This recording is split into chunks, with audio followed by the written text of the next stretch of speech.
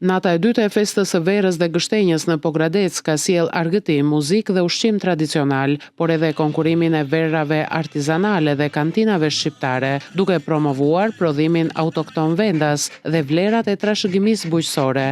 Festimi verës së re shërben njëkohësisht edhe si thirrje për ruajtjen dhe shtimin e sipërfaqeve me vreshta, por edhe atyre me gështenja, si element identitar të zonës. Sipas somelierëve, nëse kjo verë ambalazhohet dhe etiketohet, mund të jetë pjesë e tryezave ndërkombëtare. Është verë e fermentuar në mënyrë spontane, pra vetëm me tharmet natyrale që vetë zona përmban, pra vetë toka këtu përcjell.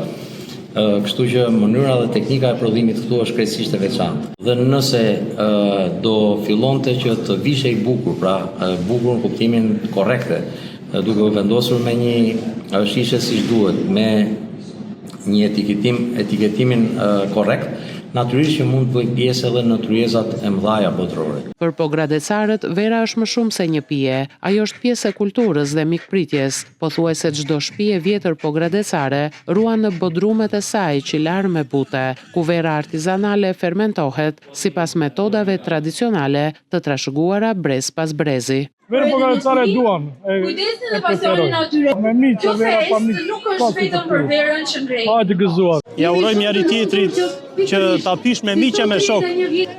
Jo vetëm miqve këtu brenda Pogradecit, po edhe nga jashtë për. Për 2 net me radhë, Pogradeci mirëpriti me verë buti, muzikë dhe argëtim, mira qytetar dhe vizitor, ndërsa në fund u ndanë edhe çmimet për verën më të mirë artizanale, verën më të mirë të kantinave, si dhe për pikturën dhe poezinë më të bukur kushtuar verës.